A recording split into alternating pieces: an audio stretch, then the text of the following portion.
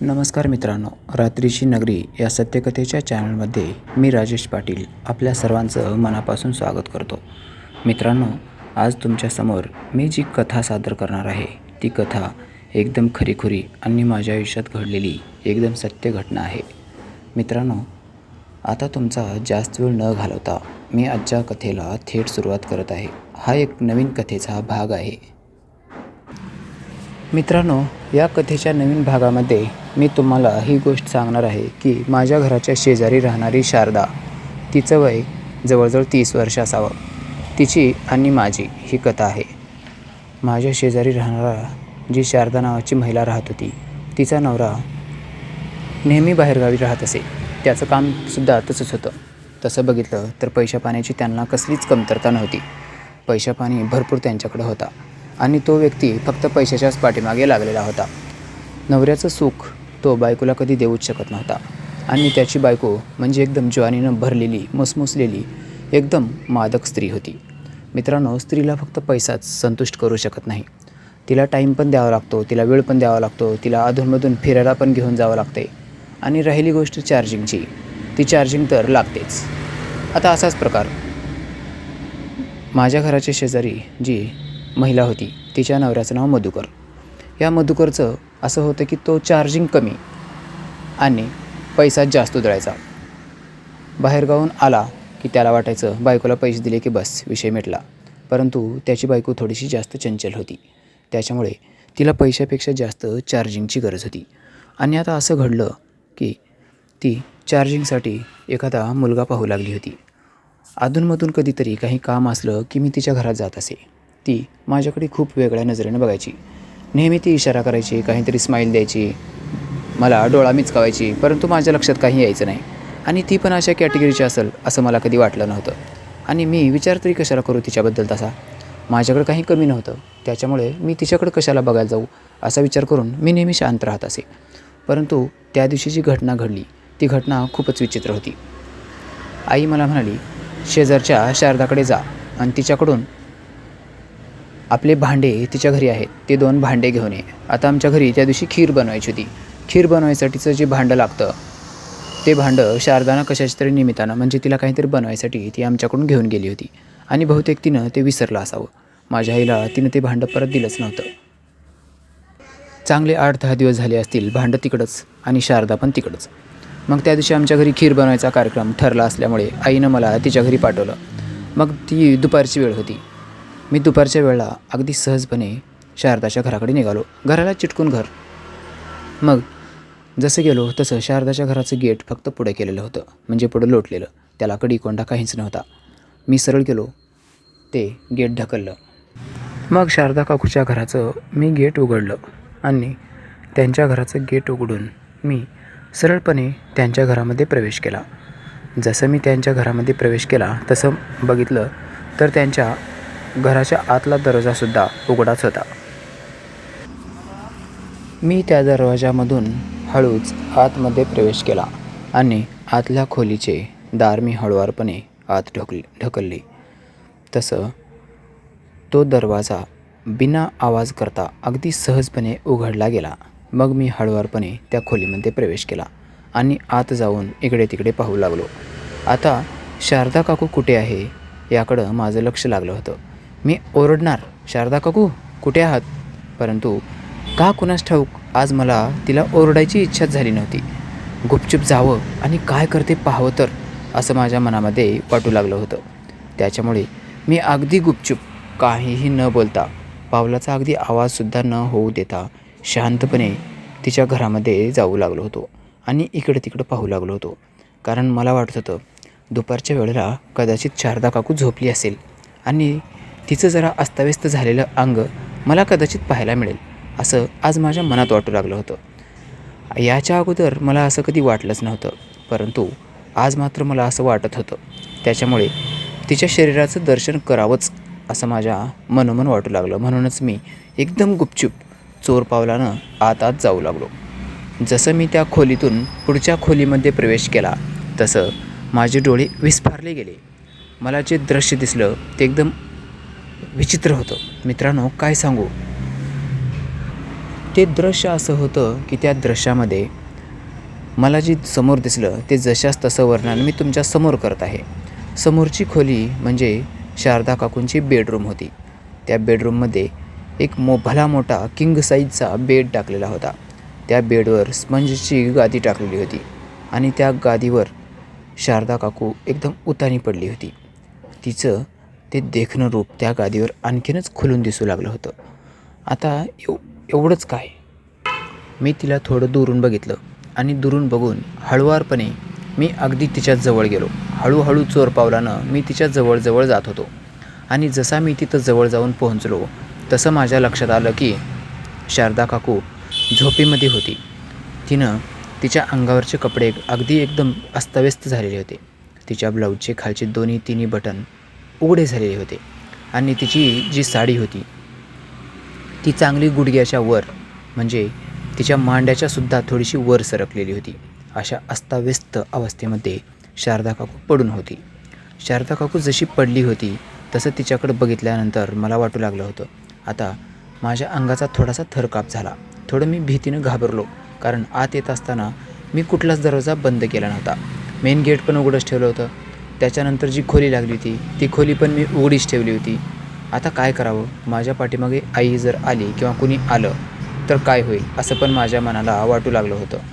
त्याच्यामुळे पुढचा विचार करणंसुद्धा खूप गरजेचं होतं. त्याच्यामुळे मी हळुवारपणे माघार घ्यायचं ठरवलं आणि हळूच त्या रूममधून मी काढता पाय घेतला आणि वापस आलो. परत आल्यानंतर मी अगोदर मेन गेट बंद केलं आणि त्यात मेन गेटला आतल्या बाजूने व्यवस्थितपणे अगदी आवाज न येऊ देता हळूच कडी घातली आणि तिथंच बाजूला असलेलं एक हुक होतं, ते हुकसुद्धा मी त्या कडेमध्ये घातलं, जेणेकरून बाहेरून कुणी तो दरवाजा उघडायचा प्रयत्न करू शकणार नाही किंवा आतमध्ये त्याला येता येणार नाही. त्यानं बेलच वाजवायला पाहिजे होती. मग इकडे तिकडे पाहिलं, गेटच्या आतल्या बाजूला बेलचं बटन पण मला लगेचच दिसलं, कारण बाहेरून जर कोणी बेल वाजवली तर आतल्या घरामध्ये एकदम मोठ्याने बेल वाजेल ही सुद्धा भीती मला होतीच ना. आणि मी ठरलो डिजिटल, प्रत्येक गोष्ट मी विचारपूर्वक करत असे. ते जे बेलचं बटन होतं ते बेलचं बटन मी हळुवारपणे बंद केलं आणि एक एक गोष्ट मी स्टेप बाय स्टेप करत होतो. हळूच मी परत त्या पहिल्या रूममध्ये घुसलो. जसा मी त्या पहिल्या रूममध्ये घुसलो तसं अगदी हळुवारपणे काळजीपूर्वक मी दरवाजा बंद केला. दरवाजा बंद केल्यानंतर त्या दरवाजाची खालची कडी आणि वरची चिटकणी ह्या दोन्ही गोष्टी मी काळजीपूर्वक आणि अगदी व्यवस्थितपणे लावून घेतल्या आणि अगदी हळूहळू चोर पावलानं मी आता शारदा काकूच्या ज्या खोलीतून बाहेर आलो होतो त्याच खोलीकडे चालू लागलो. मित्रांनो, मी शारदा काकूच्या बेडरूमच्या दरवाजापर्यंत एकदम बिनदिक्कतपणे येऊन पोहोचलो आणि त्या दरवाजाजवळ आल्यानंतर आता मात्र तो दरवाजा बंद करावं असं मला खूप वाटू लागलं. परंतु हा जर दरवाजा बंद केला तर ही गोष्ट माझ्या अंगलटसुद्धा येऊ शकली असती. त्यामुळं मी बाकीचा काही जास्त विचार केला नाही. हळूच विचार केला, दरवाजा बंद न करतासुद्धा मी बरंच काही करू शकतो, कारण बाहेरचे दोन्ही दरवाजे बंद होते आणि बाहेरून कुणी आत येईल याची तीळ मात्रसुद्धा शंका नव्हतीच. एकदम मी बिनधास्त झालो आणि अगदी हळू चोर पावलानं तिच्या जवळ जाऊन पोहोचलो. आता तिच्या जवळ गेल्यानंतर शारदा काकूच्या मुलायम मांड्यांना स्पर्श करावा असं सुद्धा मला वाटू लागलं. मग मी हळूहळू तिच्या दिवाणच्या जवळ गेलो आणि शारदा काकूच्या त्या मुलायम मांड्यावर मी हात ठेवण्यासाठी खाली वाकलो. जसा मी खाली वाकलो तसं शारदा काकूनं तिचा एक पाय वर केला आणि गुडघ्यापर्यंत तिने तो पाय वाकडा केला. शारदा काकूने तिचा पाय वाकडा केल्यामुळे मला तिच्या पुढच्या भागाचं सुद्धा अस्पष्टपणे दर्शन होऊ लागलं होतं. आता तिची साडी चांगलीच वर म्हणजे जवळजवळ कमरेपर्यंत वर सरकली होती आणि तिच्या त्या गुलाबी भागाचं दर्शनसुद्धा मला हळूहळू होऊ लागलं होतं. तिची एकदम क्लीन शेव केलेली फट मी माझ्या उघड्या डोळ्यांनी अस्पष्टपणे पाहू शकत होतो. मला खूप वाटत होतं की त्याला स्पष्टपणे बघावं. मग माझ्या मनामध्ये एक कल्पना सुचली. मी माझा मोबाईल चट करून खिशातून बाहेर काढला आणि एकदम गडबडीत तिचे 10-12 फोटो एवढ्या क्विकमध्ये क्लिक केले की किती स्पीडनं मी मोबाईलवर तिचे फोटो घेत आहे हे मलासुद्धा समजलं नाही. कारण 10 फोटो जर मी क्लिक केले तर त्यापैकी एक तरी फोटो क्लिअर येईल हे मला माहीत होतं. आणि माझ्या मोबाईलच्या कॅमेऱ्याला क्लिअरिटी एवढी होती, त्याच्यामुळे मला माझ्या मोबाईलच्या कॅमेऱ्यावर पूर्ण विश्वास होता. माझं काढलेलं एकसुद्धा फोटो वेस्टेज जाणार नव्हता. हळूहळू मी तिचे बरेच फोटो घेतले. त्याच्यानंतर काही झूम करून घेतले, काही तिच्या सामानाचे फोटो घेतले, तर काही तिच्या चेहऱ्याचे फोटो घेतले, तर काही ती जशी अस्ताव्यस्त झोपली होती जशाच तशी त्या अवस्थेतले सुद्धा मी बरेच फोटो तिचे कॅप्चर केले होते. आता तिचे बरेच फोटो घेतल्यानंतर फोटो घ्यायचा मोह मी थोडा आवरला, कारण मला बाकी आणखीन काही करावं असं वाटू लागलं होतं. मी माझा मोबाईल माझ्या वरच्या खिशामध्ये घातला आणि परत खाली झुकून तिथलं दर्शन होतं, तिच्या त्या भागाचं दर्शन होतं का हे मी पाहू लागलो. हे सर्व काही करत असताना आईने मला खीर बनवण्यासाठी ते खिरीचं भांडं आणायला पाठवलं आहे, हे सुद्धा मी पूर्णपणे विसरून गेलो होतो. मित्रांनो, आता मी तिचं दर्शन करण्यामध्ये, तिच्या शरीराच्या भागाकडे पाहण्यामध्ये एवढा हरवून गेलो होतो की मी काय करतोय हे मला अजिबात समजत नव्हते. मग मी दुसऱ्या क्षणाला माझ्या डोक्यामध्ये लगेच एक विचार आला. माझा मोबाईल जर आता वाजला, मला कोणाचा जरी कॉल आला तर मला नक्की मार मिळणार आहे असे मला वाटले. म्हणून परत एकदा मी माझा मोबाईल खिशातून बाहेर काढला आणि माझ्या मोबाईलला सायलेंट मोडवर टाकलं. व्हायब्रेशनसुद्धा नाही, डायरेक्ट सायलेंट. आणि परत मोबाईल खिशामध्ये ठेवला. परंतु जसा मोबाईल मी खिशात टाकला तसं मला आणखीन एक कल्पना सुचली.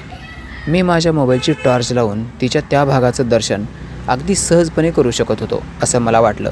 म्हणून मी माझ्या मोबाईलचा टॉर्च लावला आणि परत तिच्या तो प्रकाशाचा झोत तिच्या त्या सामानावर टाकला आणि तिथलं ते देखणं रूप पाहून मी अगदी हरकून गेलो. माझ्या मोबाईलच्या टॉर्चच्या प्रकाशामध्ये तिचा जो तो सामानाचा भाग मी पाहत होतो ते पाहून मला खूप आनंद वाटायला लागला होता. मला खूप मस्त मजा यायला लागली. मग मी हळूहळू तिला म्हणालो, शारदा काकू, ओ शारदा काकू. परंतु दुसऱ्या क्षणाला मी माझी चूक कबूल केलो आणि मला वाटलं असं आपण करायला नाही पाहिजे. आपण जर हाक मारलो आणि ती जर उठली तर आपल्या कानसुलीतसुद्धा ती लगावायला मागे पुढे पाहणार नाही. म्हणून मी स्वतःला शांत केलं आणि हळुवारपणे तिच्या मांडीला हात लावावा अशी माझी इच्छा झाली. ती इच्छा पूर्ण करण्यासाठी मी माझा हात तिच्या मांडीवर ठेवला. तिनं काहीच प्रतिसाद दिला नाही. मला समजलं शारदा काकू पूर्ण झोपेच्या आहारी गेली आहे. शारदा काकू एकदम गाढ झोपेमध्ये होती. मग मी हळूच माझा हात अगोदर तिच्या मांडीवर ठेवला आणि तिथून कंट्रोल होत नसल्यामुळे हळूहळू हात मी माझा पुढं सरकावू लागलो. जसं तिच्या मांडीच्या वरच्या भागावर माझा हात गेला तसं माझ्या हाताला तिच्या त्या केसाचा स्पर्श झाला. एकदम क्लीन चिट केलेलं असतानासुद्धा तिचे कार केस माझ्या हाताला टोचत होते, कारण तिनं काल किंवा आज सेविंग केलं असेल.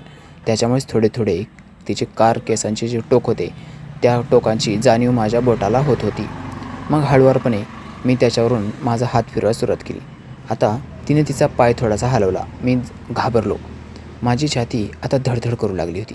कुठल्या क्षणाला काय होईल मला काही समजत नव्हतं. परंतु मित्रांनो, आता घाबरल्यानंतर तर काही खैरच नव्हती. जे काही होणार आहे ते तर होऊच द्या असा विचार करून मी आणखीन थोडं पुढच्या स्टेपला जायचं ठरवलं आणि तिच्या ब्लाऊजचे खालचे जे 2-3 बटन खोललेले होते ते अगोदरच काढून टाकले होते.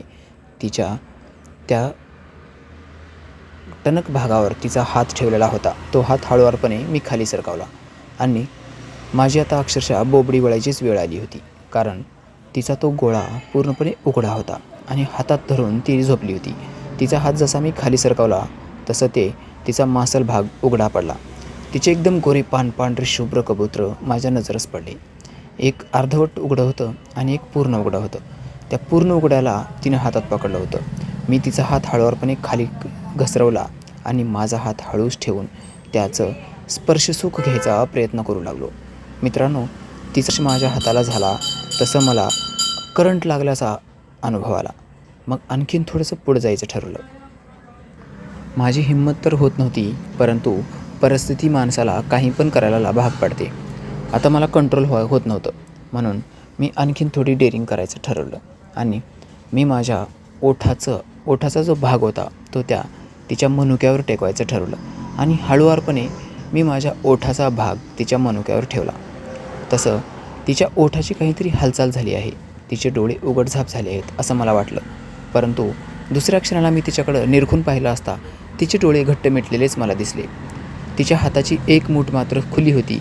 ती खुली मूठ तिने आता झाकून घेतली होती. एवढाच काय तो तिच्या शरीरामध्ये बदल झालेला मला दिसून येत होता. तिच्या शरीरात झालेला बदल पाहून मला थोडंसं भीती वाटली, परंतु मी स्वतःला नियंत्रित केलं. घाबरल्यानंतर काहीच शक्य नाही ही गोष्ट मला माहीत होती. मग मी माझ्या मनाशी म्हणालो, जो डर गया वो मर गया. आपण घाबरायचंच नाही, जे काही होईल ते होऊ दे, आता मात्र हिला सोडायचं नाही. असं म्हणून मी हळुवारपणे माझे ओठ आता तिच्या कपाळावर टेकवले आणि तिच्या तोंडावर, तिच्या चेहऱ्यावर काही एक्सप्रेशन येते का हे मी पाहू लागलो. परंतु तिचं एक्सप्रेशन मात्र कमालीचं होतं. तिने एकदम स्वतःला इतकं कंट्रोल केलं होतं. जर ती जागी असेल तर तिने मला अजिबात जाणवू दिलं नव्हतं. मग तिच्या त्या एक्सप्रेशनमुळं मला वाटलं ती पूर्णपणे झोपेतच आहे आणि तिला मी जे काही करत आहे ते काहीच माहीत नाही. असाच काही वेळ गेला. मी शांत तिथंच उभा राहिलो. आता मी काहीच न करता थोडा थांबलो. तसं तिच्या हाताची हालचाल झाली. मग मी थोडा बाजूला झालो. मी बाजूला झाल्यानंतर तिने तिची हालचाल थांबवली होती. आता माझ्यामध्ये थोडंसं अंतर करून मी थांबलो आणि मुद्दामच शारदा काकू असा अगदी हळू, कारण ती जर जागी झाली असली तर ती डोळे उघडेल आणि मला बोलेल असं मला वाटलं. पण तिच्यामध्ये धैर्य खूप होतं. तिनं अजिबात डोळे उघडले नाहीत. ती तशीच शांत पडली. मग मी आणखीन एकदा आवाज दिला, शारदा काकू.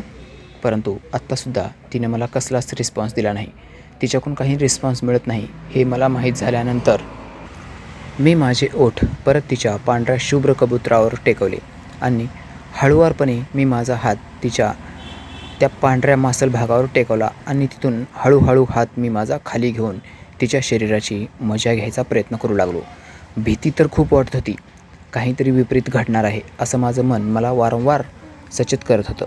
परंतु घाबरायचं नाही आणि जे काही होणार आहे ते होऊ द्या असा विचार करून मी अगदी शांतपणे पुढच्या स्टेपला जाऊ लागलो होतो. मित्रांनो, मी जसं पुढे जाऊ लागलो तसं मी जास्त चेकाळू लागलो होतो आणि एक क्षण असा आला, मी हळुवारपणे तिच्या कबुतराचं जे चोच होती, ते बोंड मी माझ्या तोंडात घेतलं आणि त्याच्यावरून हळुवारपणे जीभ फिरू लागलो, अगदी हळू. माझी इच्छा अशी होती की शारदा काकूला जाग आली नाही पाहिजे. शारदा काकू झोपेमध्ये आहे तर तिला झोपेतच आपण तिची थोडी मजा घ्यावी, नंतर बाजूला व्हावं आणि मग तिला हाक मारावी असा माझा बेत होता. परंतु मित्रांनो, एकदा भावनेच्या भरामध्ये वाहून गेलं ना, परत काही कंट्रोल करता येत नाही. अगदी माझंसुद्धा तसंच होतं. मी स्वतःवर एवढा कंट्रोल करणारा व्यक्ती असूनसुद्धा मला स्वतःवर कंट्रोल करता आला नाही. मी तिचा गोळा तोंडात आल्यानंतर त्याला जोरजोरक्यात दाबायला सुरुवात केली. मी काय करतोय हे मलाच समजत नव्हतं. मला खूप वाटू लागलं होतं मला मार मिळेल, काहीतरी होईल. परंतु आता मात्र मी कंट्रोलच्या बाहेर गेलो आणि मागचा पुढचा न विचार करता मी माझा हात सरळ तिच्या जांघेकडे घेऊन गेलो आणि तिच्या जांघेवर हात ठेवून तिथं मस्त हळूहळू मालिश करू लागलो. तिचे ते कटिंग केलेले केस म्हणजे एकदम क्लीन शेव जागा कधी ओरखडल्यासारखं वाटू लागलं. रिव्हर्स फॉरवर्ड एका बाजूला हात केला की एकदम मुलायम वाटायचं आणि वरच्या बाजूला हात फिरवलो रिव्हर्स टाईपमध्ये की खरखर करायचं. त्याच्यावरून माझ्या लक्षात येत होतं तिनं आज किंवा कालच शेविंग केली असेल. काही भाग सिंगलमध्ये तिनं शेविंग केलेला होता, त्याच्यामुळे वरच्या बाजूला उलटा वस्त्रा फिरवला असेल असं मला वाटत होतं. मग मी हळूहळू हात फिरवायचा बंद करतच नव्हतो. तर तिचे जे कबुतराच्या माना होत्या त्या माना आता मी जोरजोरक्यात मुरगळायला सुरुवात केली. मित्रांनो, आता जिथं उजडेल तिथं उजडेल, काही होऊ द्या, मी काही थांबणाऱ्यापैकी नव्हतो. मग मी तिच्या मनुक्यावरचं तोंड उचललं आणि आता वर जायचा प्रयत्न करू लागलो. तर दुसऱ्या क्षणालाच तिनं तिचे डायरेक्ट हात माझ्या पाठीवर ठेवले. मित्रांनो, मी इतका घाबरलो की माझी छाती तर अगोदरच धडधड करत होती. मला अक्षरशः घामच आला तिच्या त्या कृत्यानं. तिनं थेट हात माझ्या पाठीवर ठेवला होता. पुढं काय घडलं माझी तर आता चक्क फाटलीच होती. पुढं काय झालं हे कथेच्या पुढच्या भागामध्ये ऐकायला विसरायचं नाही. धन्यवाद मित्रांनो. Bye bye.